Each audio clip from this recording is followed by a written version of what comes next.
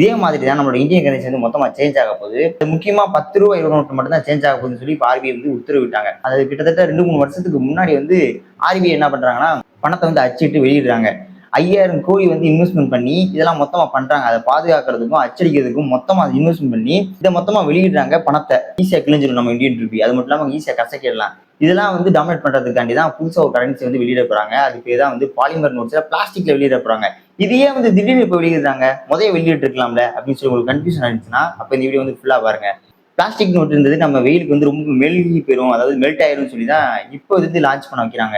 Indian currency இருக்குன்னா அந்த Indian கரன்சியை மொத்தமா மாத்த போறதுல 500 ரூபாய் 200 ரூபாய் 50 ரூபாய் மொத்தமா மாத்தாம குறிப்பிட்ட ஒரு அமௌண்ட் எடுத்து, அதாவது 50 ரூபாய் இல்லைன்னா 20 ரூபாய் இந்த மாதிரியான ரேண்டம் பணத்தை எடுத்து வந்து எடுத்து வெளியிடுவாங்க. அது எப்படி சக்சஸ்ஃபுல்லா போகுது அப்படின்னு சொல்லி நோட் பண்ணுவாங்க. அதை மட்டும் நோட் பண்ணாம இப்போ பாலிமர் நோட்டை வந்து வெளியிடுறாங்கன்னா யாராலையுமே இந்த பாலிமர் நோட்டை வந்து காப்பி பண்ணக்கூடாது அப்படின்னு சொல்லி ஒரு நோக்கத்தோட தான் வெளியிடுவாங்க. திடீர்னு வந்து 500 நோட்டை வந்து வெளியிட்டாங்க பாலிமர்னா சில ஆள்கள் என்ன பண்ணுவாங்கன்னா திடீர்னு காப்பி பண்ண ஆரம்பிச்சுவாங்க. இந்த நோட்டை வந்து ஈஸியா காப்பி பண்றதுக்கான வாய்ப்பு ரொம்ப அதிகமா இருக்கிறதுனால முதல்ல இந்த பணத்தை வந்து புழக்க விடணும். அதாவது 10 ரூபாய் நோட்ல வந்து புழக்க விட்டாதான் கிட்டத்தட்ட ஒரு 2-3 வருஷத்துக்கு புழக்கத்துல விடுவாங்க.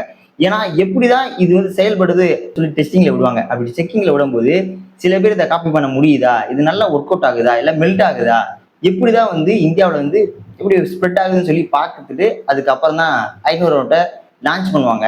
நான் சொல்ற இன்ஃபர்மேஷன் கொஞ்சம் புதுசா இருந்துச்சுன்னா நம்மளோட சேனல் சப்ஸ்கிரைப் பண்ணி வச்சுக்கோங்க. ஓகேவா?